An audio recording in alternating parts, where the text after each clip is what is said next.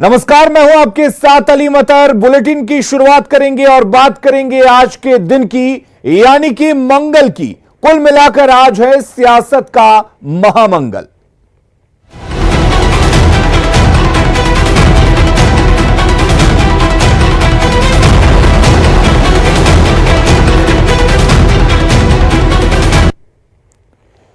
तो बिहार की सियासत के लिए आज का दिन महामंगल का है, क्योंकि हर पार्टी में हलचल तेज है। कोई उम्मीदवारों की घोषणा करने वाला है तो कोई सीट शेयरिंग का ऐलान कर सकता है। हम पार्टी ने कल रात अपने 7 उम्मीदवारों की सूची जारी कर दी है। वहीं कांग्रेस आज अपने 46 उम्मीदवारों की घोषणा कर सकती है, क्योंकि कल हुई कांग्रेस चुनाव समिति की दिल्ली में बैठक में इस पर मुहर लग गई है। सबसे बड़ी एनडीए के लिए, क्योंकि आज एनडीए के घटक दल बीजेपी जेडीयू के नेता दोपहर के 3 बजे साझा प्रेस कॉन्फ्रेंस करेंगे, जिसमें सीट शेयरिंग की घोषणा होगी। वहीं खबर यह भी है कि मुकेश सहनी बीजेपी नेताओं के संपर्क में हैं और जल्द ही एनडीए में उनकी बात पक्की हो सकती है। वहीं आज आरजेडी की पार्लियामेंट्री बोर्ड की बैठक भी, जिसमें उम्मीदवारों के नामों पर चर्चा होगी। संभव है कि चर्चा के बाद इसकी घोषणा की जा सकती है।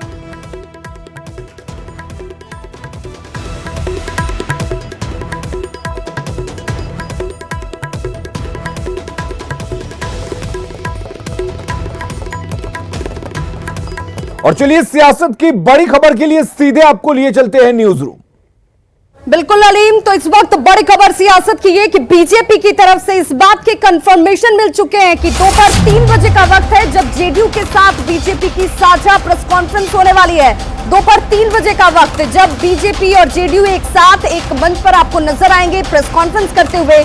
और पटना में बीजेपी जेडीयू की ये साझा प्रेस वार्ता होने वाली है। पटना में बीजेपी और जेडीयू जब साथ बैठेंगे तो एनडीए में सीट शेयरिंग की घोषणा की जाएगी और 122 और 121 का फॉर्मूला लगभग तय हो चुका है। यही वो आंकड़ा है जिस पर बीजेपी और जेडीयू एक साथ यहां पर प्रेस कॉन्फ्रेंस में इस बात की जानकारी देंगे कि 122 और 121 सीटों पर हम चुनावी मैदान में हैं और जीतन राम मांझी को अपने कोटे से जेडीयू टिकट जो है वो सीट देने वाली है। और ऐसे में अगर मुकेश सहनी एनडीए में शामिल होते हैं, इसकी तस्वीर भी इस प्रेस कॉन्फ्रेंस में साफ होती हुई नजर आएगी और उसे अपने कोटे से बीजेपी सीटें देती हुई नजर आएगी। ये बड़ी खबर इस वक्त सियासत की, जिसमें बीजेपी और जेडीयू को लेकर बार बार ये कहा जा रहा था कि देखिए सीटों का संयुक्त रूप से औपचारिक ऐलान आखिर कब होता है। और अब ये 3 बजे का वक्त। और सूत्रों के हवाले से दूसरी बड़ी खबर भी हम आपको बताते चलें कि बीजेपी को अपने मंत्रियों पर पूरा भरोसा है और भरोसे को बरकरार रखते हुए चुनाव में मंत्रियों का टिकट इस बार नहीं काटा गया है। मंत्री विनोद सिंह हालांकि बीमार हैं और इस वजह से वो चुनावी मैदान में नहीं होंगे, लेकिन बीजेपी उनकी पत्नी को टिकट दे सकती है। ये बड़ी खबर इस वक्त आती हुई। मंत्री विनोद सिंह बीमार होने की वजह से इस बार चुनाव नहीं लड़ेंगे, लेकिन उनकी पत्नी उनकी जगह पर चुनावी मैदान में दांव आजमाती जरूर नजर आ सकती है। बड़ी खबर इस वक्त अपने दर्शकों को बताते हुए। तो बीजेपी को अपने मंत्रियों पर पूरा भरोसा है और इस भरोसे को बरकरार रखते हुए उन तमाम मंत्रियों को टिकट एक बार फिर से दिया जा रहा है जो इससे पहले चुनावी जीत हासिल कर चुके हैं। और एक बार फिर से वो तस्वीर साफ होती हुई। हालांकि विनोद सिंह को लेकर यह जरूर कहा जा रहा है कि वो बीमार है और इस वजह से उनकी पत्नी जो है वो चुनावी मैदान में नजर आ सकती है बीजेपी की टिकट पर। इसके अलावा बीजेपी के मंत्रियों को जहां से टिकट मिलेगी वो तस्वीर भी देखते चलिए। मधुबन, राणा रणधीर सिंह, मंत्रियों पर बीजेपी का भरोसा बरकरार कैसे है, उन चेहरों का भी जिक्र करते चले। गया से बात कर लें तो प्रेम कुमार यहां से चुनावी मैदान में एक बार फिर से ताल ठोकेंगे। विधानसभा चुनाव की यह तस्वीर बीजेपी की तरफ से वो कौन से कैंडिडेट, कौन से चेहरे। मोतिहारी की बात कर लें, प्रमोद कुमार यहां से बीजेपी के टिकट पर चुनावी मैदान में। तो सुगबुगाहट जो उम्मीदवारों के अंदर थी, उन उम्मीदवारों की सुगबुगाहट खत्म होती हुई लखीसराय से विजय सिन्हा जो है चुनावी मैदान में नजर आएंगे। और न्यूज 18 बिहार आपको ये जानकारी दे रहा है कि देखिए ये वो कौन कौन से चेहरे हैं। बनमंकी की बात कर लीजिए, कृष्ण कुमार ऋषि, ये वो नाम जो चुनावी मैदान में एक बार फिर से दिखेंगे। बीजेपी का भरोसा इनके ऊपर बरकरार है। चैनपुर से ब्रजकिशोर बिंद चुनावी मैदान में होंगे, इन पर भी भरोसा जताया। बीजेपी को अपने मंत्रियों पर पूरा भरोसा है और इसीलिए न्यूज 18 भी आपको वो नाम जो संभावित तौर पर पूर्ण रूप से माने जा रहे हैं। हालांकि 3 बजे जब प्रेस कॉन्फ्रेंस होगा, उस प्रेस कॉन्फ्रेंस में सारी तस्वीर साफ हो जाएगी। 3 बजे का वक्त है जब आप देख पाएंगे जब बीजेपी और जेडीयू एक साथ संयुक्त रूप से प्रेस कॉन्फ्रेंस करने जा रही है। तो बीजेपी को अपने मंत्रियों पर पूरा भरोसा है। सूत्रों के हवाले से यह बड़ी खबर न्यूज 18 बिहार आपको देता हुआ चुनाव में मंत्रियों का टिकट नहीं काटने की खबर सामने आती हुई, जिसमें हालांकि मंत्री विनोद सिंह बीमार होने की वजह से चुनाव नहीं लड़ेंगे, लेकिन उनकी पत्नी उनकी जगह पर बीजेपी के टिकट पर चुनाव लड़ती हुई नजर आएंगी।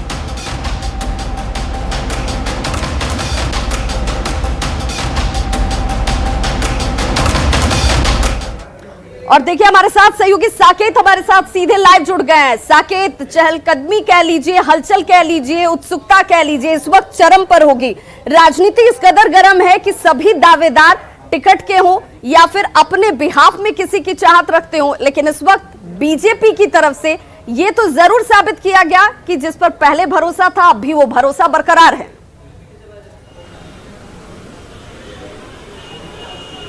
देखिए बिल्कुल विवाह, सीटिंग जो विधायक हैं बीजेपी के, उसमें एक दो विधायकों को छोड़ दें तो किसी भी विधायक का टिकट बीजेपी नहीं काट रही है। और खास करके जो मंत्री थे बिहार सरकार में बीजेपी कोटे से, उन सभी मंत्रियों का टिकट फाइनल है। जो हमारे सोर्स बता रहे हैं कि उन लोगों को इस बार फिर से एक बार मैदान में बीजेपी उतार रही है। तो ये आप समझ लीजिए कि बीजेपी एक बार फिर से अपने पुराने चेहरे पर कहीं ना कहीं भरोसा जताया है।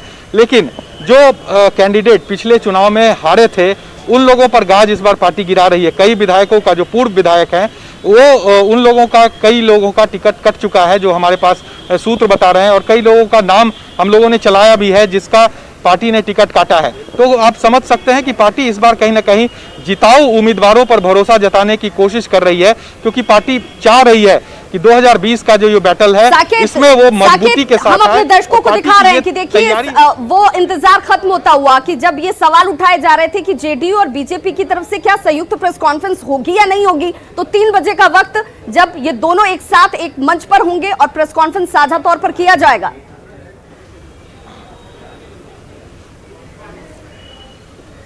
देखिए बिल्कुल एक साथ ये होगा। लगातार न्यूज़ 18 कल से ही ये खबर दिखा रहा है कि एक साथ बीजेपी और जेडीयू के जो नेता हैं एक मंच पर बैठेंगे और जो सीट शेयरिंग का मामला है उसको लेकर प्रेस कॉन्फ्रेंस करेंगे। और ये बात अब साफ भी हो गई। तो न्यूज़ 18 कल से ही ये खबर दिखा भी रहा है विवाह।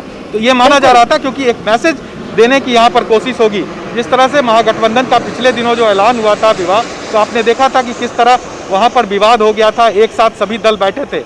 वही मैसेज यहाँ पर भी देने की कोशिश होगी। और ये भी है कि यहाँ पर जीतन राम मांझी के हम से भी यहाँ पर उनका भी कोई नुमाइंदा यहाँ पर मौजूद होगा, जो हमारे पास खबर आ रहा है। और साथ ही साथ वीआईपी, ये माना जा रहा है कि वीआईपी अब बीजेपी के साथ, उनको बीजेपी अपने कोटे से सीट दे रही है, तो वो भी अब एनडीए का पार्ट होने वाली है। तो क्या वो साथ में मंच पर नजर आते हैं या नहीं आते, ये जरूर देखने वाली बात होगी। और कितनी सीटें उन्हें दी जाती है जिससे वो खुशी जाहिर करते हैं। तो बिल्कुल बहुत बहुत शुक्रिया साकेत तमाम जानकारी के लिए। और सीधे रुख करेंगे हम अपने सहयोगी अलीम का।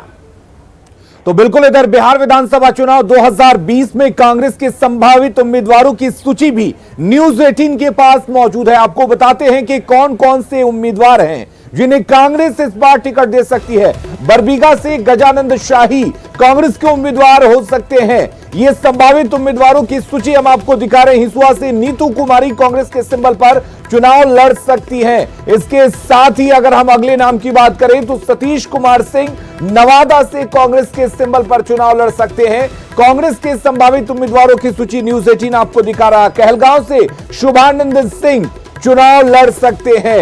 इसके साथ ही कुटुंबा से राजेश राम भी चुनाव लड़ सकते हैं। कांग्रेस के सिंबल पर कांग्रेस उन्हें उम्मीदवार बना सकती है। आनंद शंकर सिंह को औरंगाबाद से कांग्रेस अपना उम्मीदवार बना सकती है। वजीरगंज की बात करें तो अवधेश कुमार सिंह वहां से कांग्रेस के टिकट पर चुनाव लड़ सकते हैं। इसके साथ ही विक्रम की अगर हम बात करें तो सिद्धार्थ यहां पर कांग्रेस के टिकट पर चुनाव लड़ सकते हैं। और अगर हम बात सिकंदरा की करें तो सुधीर कुमार यहां से चुनाव लड़ सकते हैं। ये कांग्रेस के संभावित उम्मीदवारों की सूची हम आपको दिखा रहे हैं। कुशेश्वर स्थान से डॉक्टर अशोक राम कांग्रेस के टिकट पर चुनावी मैदान में ताल ठोक सकते हैं। राजा पाकड़ से प्रतिभा देवी कांग्रेस के सिंबल पर चुनावी मैदान में उतर सकती हैं। फुलपरास से कृपानाथ पाठक हैं, वो कांग्रेस के संभावित उम्मीदवार हो सकते हैं। कांग्रेस का सिंबल उन्हें मिल सकता है। करगाहट से संतोष मिश्रा को कांग्रेस का उम्मीदवार बनाया जा सकता है। इन सभी को कांग्रेस टिकट दे सकती है। संभावित उम्मीदवारों की सूची न्यूज 18 आपको दिखा रहा है। वाल्मीकि नगर से राजेश कुमार सिंह कांग्रेस के सिंबल पर चुनाव लड़ सकते हैं। इसके साथ ही चिनारी की बात करें तो यहां से मुरारी गौतम को कांग्रेस उम्मीदवार बना सकती है। ये तमाम नाम हम आपको दिखा रहे हैं। बेतिया से मदन मोहन तिवारी कांग्रेस के उम्मीदवार हो सकते हैं, कांग्रेस के सिंबल पर चुनावी मैदान में ताल ठोक सकते हैं। बेनीपट्टी से भावना झा उम्मीदवार हो सकती हैं, कांग्रेस के सिंबल पर ये वहां से चुनाव लड़ सकती हैं। भागलपुर से सिटिंग एमएलए अजीत शर्मा को एक बार फिर से कांग्रेस चुनावी मैदान में उतार सकती है। बेगूसराय की बात करें तो यहां से अमिताभ भूषण कांग्रेस के टिकट पर चुनावी मैदान में ताल ठोक सकती हैं।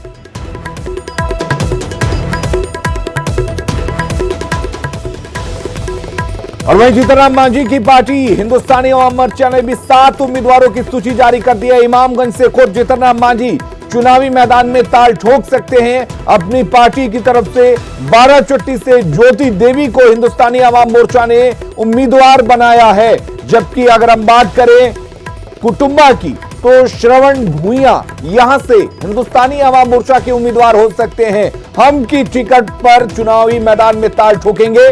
कस्बा से राजेंद्र यादव हिंदुस्तानी अवाम मोर्चा के उम्मीदवार बनाए गए हैं, ये यहां से चुनाव लड़ेंगे। सिकंदरा से प्रफुल्ल मांझी हिंदुस्तानी अवाम मोर्चा के उम्मीदवार हैं। तो ये तमाम नाम जो हिंदुस्तानी अवाम मोर्चा की तरफ से जारी किए गए। टेकारी से अनिल कुमार हिंदुस्तानी अवाम मोर्चा के उम्मीदवार हैं।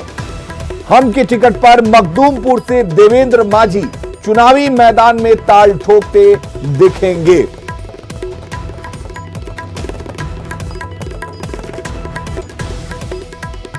और एक बार फिर से आपको सीधे लिए चलते हैं बड़ी खबर के लिए न्यूज रूम।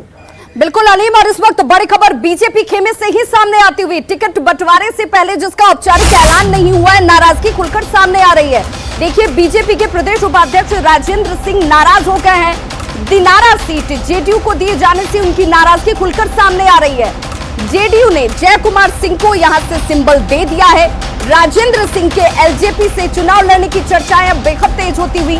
जय कुमार सिंह ने हालांकि कहा है कि यह बीजेपी का मसला है, इस पर बीजेपी से प्रतिक्रिया लीजिए। आपको बताते चले, उन्होंने ये कहते हुए अपना पल्ला तो जरूर झाड़ लिया, लेकिन जय कुमार सिंह ने एलजेपी को जरूर चेतावनी दे दी है। तो ये बड़ी खबर इस वक्त जिसमें बीजेपी खेमे से नाराजगी अब खुलकर सामने आती हुई, जिसमें बीजेपी के प्रदेश उपाध्यक्ष राजेंद्र सिंह नाराज चल रहे हैं। उन्होंने कहा है कि सीट हमारी थी, लेकिन अब ये जेडीयू कोटे में जा चुकी है और जेडीयू कोटे में जाने की वजह से एक बार फिर से खुलकर नाराजगी जाहिर करते हुए जेडीयू से ये सीट जय कुमार सिंह के पास गई है, क्योंकि उन्हें जेडीयू ने अपना सिंबल दे दिया है। राजेंद्र सिंह के एलजेपी से चुनाव लड़ने की अब चर्चाएं बेहद तेज होती हुई। और सहयोगी आनंद अमृतराज हमारे साथ इस वक्त ज्यादा जानकारी के साथ फोन लाइन पर जुड़ गए हैं पटना से। आनंद, क्या ये माने कि ये नाराजगी अब धीरे धीरे खुलकर बीजेपी के लिए परेशानी खड़ी करती हुई नजर आएगी? निश्चित तौर पे अभी जय कुमार सिंह से हमारी बातचीत हो रही थी, उन्होंने एक तरीके से नाराजगी जाहिर कर दी है और उन्होंने बीजेपी को कहा है कि बीजेपी पूरे मामले पर चर्चा करे कि बीजेपी पूरे मामले पर क्या कार्रवाई करती है। क्योंकि राजेंद्र सिंह बीजेपी के संगठन के लोग माने जाते हैं और आरएसएस से भी जुड़े हुए हैं। और जय कुमार सिंह ने चारों तरफ में कहा कि पूरे मामले पर बीजेपी को कार्रवाई करनी चाहिए, बीजेपी को देखना चाहिए कि इस पूरे मामले पर जो कुछ खबरें सामने आ रही है। लेकिन फिर भी राजेंद्र सिंह के बारे में उन्होंने कहा कि मुझे अभी भी उम्मीद है कि राजेंद्र सिंह ये परेशानी इसलिए भी बड़ी हो जाती है कि जो भी शख्स बीजेपी से नाराज हो रहा है, जिसके टिकट जेडीयू की वजह से अगर कट गई है, वो सीधे एलजेपी का रुख कर ले रहा है। सीधे तौर पर अब जेडीयू की नाराजगी खुलकर सामने आती हुई कि आखिर आप साथ भी हैं और अलग भी हैं, ये दोनों एक साथ कैसे चलेंगे? बिल्कुल, देखिए, बिल्कुल यही सवाल हमने जय कुमार सिंह से भी किया था। तो उन्होंने बहुत मुस्कुराते हुए इस पूरे मामले पर बीजेपी को देखना चाहिए कि बीजेपी क्या रुख अख्तियार करती है। लेकिन उससे भी महत्वपूर्ण बात, उन्होंने चिराग पासवान पर भी हमला बोला और बोला कि कभी आप एनडीए के सहयोगी रह चुके हैं और अभी भी आप दावा करते हैं कि एनडीए के सहयोगी, और इस तरीके से आप कीजिएगा तो पलटवार हमें भी करने आता है। यानी कि जेडीयू भी पलटवार के पूरे मूड में आ चुका है और जय कुमार सिंह ने साफ साफ नाराजगी जाहिर कर दी है और उन्होंने कहा है कि भाजपा को इस पूरे मुद्दे पर देखना चाहिए। तो कहीं न कहीं लोजपा के स्टैंड को लेकर जो कई तरह के सवाल खड़े हो रहे थे, आज जेडीयू के बड़े नेता है जय कुमार सिंह, उनकी नाराजगी सामने आ गई। उनके दूसरा उन्होंने चिराग पासवान। बहुत बहुत शुक्रिया आनंद अमृतराज इस तमाम जानकारी के लिए, और सीधे रुक करेंगे अपने सहयोगी अलीम का। बिल्कुल, तो इन सबके बीच आरजेडी पर टिकट बंटवारे में अब परिवारवाद का आरोप लग रहा है। इस बार जो टिकट दिए जा रहे हैं या दिए जाने वाले हैं, उनमें रामगढ़ से सुधाकर सिंह, जो आरजेडी के प्रदेश अध्यक्ष जगदानंद सिंह के पुत्र हैं, उनको टिकट दिया जा रहा है। तो परिवारवाद का आरोप लग रहा है। रामगढ़ से सुधाकर सिंह जगदानंद सिंह के पुत्र हैं, उनको टिकट दिया जा रहा है। ओबरा से ऋषि सिंह, जो कांति सिंह के पुत्र हैं, इनको टिकट दिया जा रहा है। वहीं शाहपुर की बात करें तो यहां से राहुल तिवारी, शिवानंद तिवारी के पुत्र को टिकट दिए जाने की चर्चा है। जमुई से विजय प्रकाश को टिकट मिल रहा है। जयप्रकाश यादव के भाई हैं। तारापुर से दिव्या प्रकाश जयप्रकाश यादव की बेटी हैं। तो लगातार जयप्रकाश यादव पर आरजेडी मेहरबान। नवादा से विभा देवी, जो राज बल्लभ यादव की पत्नी है, और इन तमाम लोगों को टिकट दिया जा रहा है। आरोपों पर आरजेडी ने कहा है कि परिवारवाद हर जगह है और भारतीय राजनीति में यह लंबे समय से चल रहा है। हर जगह परिवारवाद है। हमको बड़ा आश्चर्य होता है कि आरजेडी के परिवारवाद पर नजर लोगों की जाती है, लेकिन जीतन राम मांझी का टिकट देख लीजिए, समधिन तक को टिकट दिया है उन्होंने। दामाद को दिया ही है, समधिन को भी दिया है। आप जो है भारतीय जनता पार्टी के भी टिकट को आप देखिएगा, बड़े नेताओं के बेटा को एकोमोडेट किया गया है, और भारतीय राजनीति में लंबे समय से ये चल रहा है। अब देखिए, अनुग्रह बाबू बिहार के बहुत बड़े नेता थे, बाद में उनके सत्येंद्र बाबू ने उनकी विरासत जो है संभाली। इस तरह से कई उदाहरण आपको मिल जाएगा। आरजेडी इन्हीं लोगों के साथ काम करने वाली संस्था है, ये पार्टी ही इन्हीं लोगों की है, तो वो उससे दूर कैसे हटेंगे? उन पर दबाव रहता है, बहुत बड़ा खेल रहता है। तो निश्चित रूप से मजबूरी कहिए या उनकी लाचारी कहिए, और सबसे बड़ी बात है कि मानसिकता ही वही है। जिसका नींव ही परिवारवाद पर शुरू हुआ है, तो निश्चित तौर पर ऐसे लोगों को तो टिकट मिलेगा ही। लालू यादव के पूरा परिवार हावी था, अब नेताओं के परिवार को ही मिल रहा है। अब यहाँ तक कि बलात्कारियों को परिवार को टिकट मिल रहा है। बलात्कारियों से नया बिहार बनाने का सपना देखने तेजस्वी यादव जी बिहार के 12 करोड़ जनता बखूबी समझ रही है। ऐसे लोगों को करारा जवाब मिलेगा विधानसभा चुनाव में। और एक बार फिर से सियासत से जुड़ी बड़ी खबर के लिए आपको सीधे लिए चलते हैं न्यूज रूम।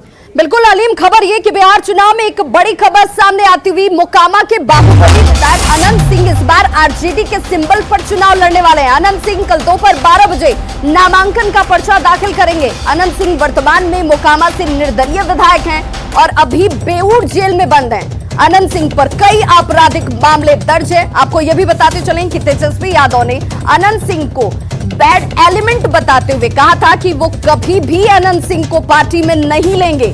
लेकिन सियासत देखिए कि शायद सियासत की यही खूबी है कि यहां कुछ भी असंभव नहीं होता। तो अनंत सिंह पर दर्ज कई आपराधिक मामले, इसके बावजूद अब उनकी एक्सेप्टेंस आरजेडी में साफ नजर आती हुई।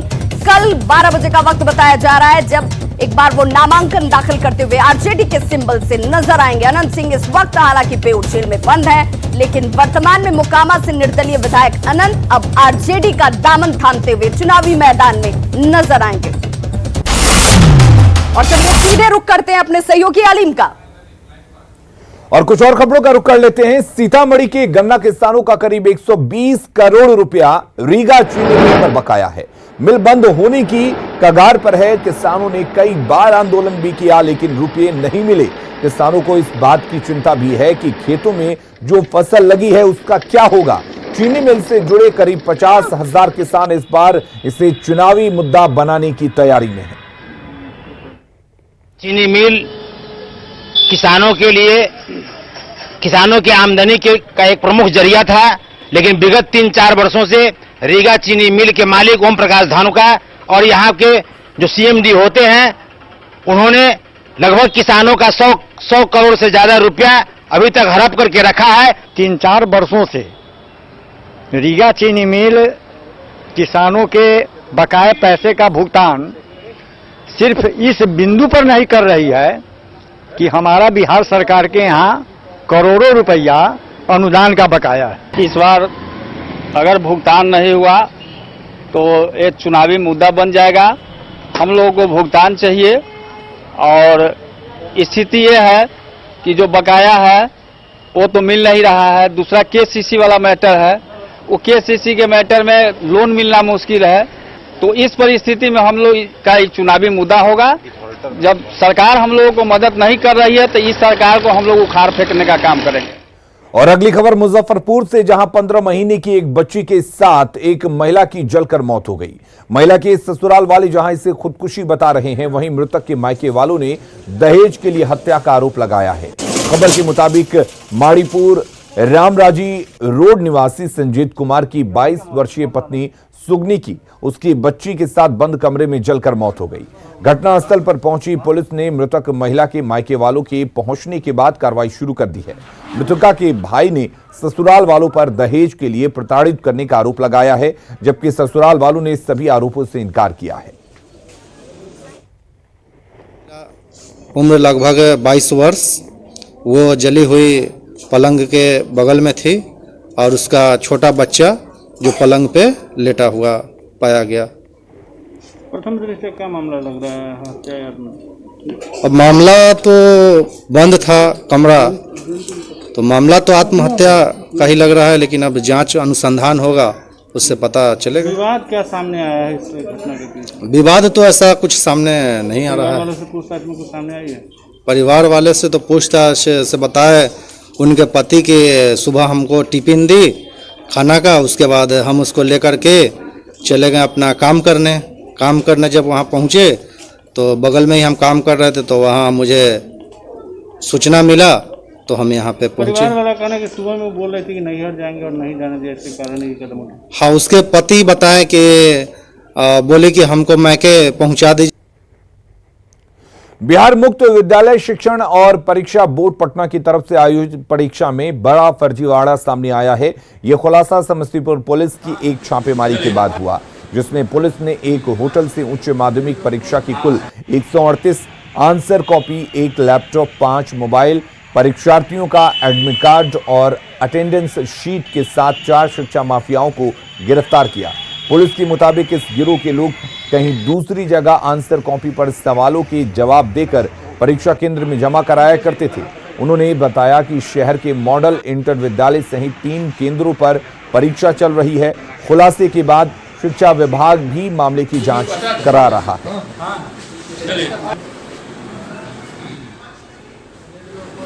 और इस बीच एक और बड़ी खबर है, सीधे आपको लिए चलते हैं न्यूज रूम। बिल्कुल अलीम, खबर यह कि राघवेंद्र प्रताप सिंह पहुंचे हुए हैं बीजेपी कार्यालय। बीजेपी नेताओं के साथ उनकी मुलाकात चल रही है। राघवेंद्र प्रताप सिंह बीजेपी कार्यालय पहुंचे हुए हैं, नेताओं के साथ उनकी मुलाकात भी हो रही है। आरजेडी से चुनाव लड़ने की चर्चा को उन्होंने सिरे से खारिज किया है। बड़हरा से चुनाव लड़ने की उनकी चर्चा थी और ऐसे में इस चर्चा को उन्होंने खारिज किया है कि आरजेडी से वो चुनाव लड़ने नहीं जा रहे और बीजेपी के नेताओं से उनकी मुलाकात इस वक्त बीजेपी मुख्यालय में होती हुई। बड़ी खबर इस वक्त जिसमें राघवेंद्र प्रताप सिंह को लेकर जिस तरह की चर्चाएं आ रही थी कि वो आरजेडी के खेमे से चुनाव लड़ सकते हैं, उसमें वो बीजेपी कार्यालय पहुंचे हुए बीजेपी नेताओं के साथ उनकी मुलाकात चल रही है और इस मुलाकात में उन्होंने इन तमाम अटकलों को सिरे से खारिज किया है। आरजेडी से चुनाव लड़ने की चर्चा को खारिज करते नजर आए राघवेंद्र प्रताप सिंह। सीधे रुख करेंगे स्टूडियो का अपने सहयोगी अलीम।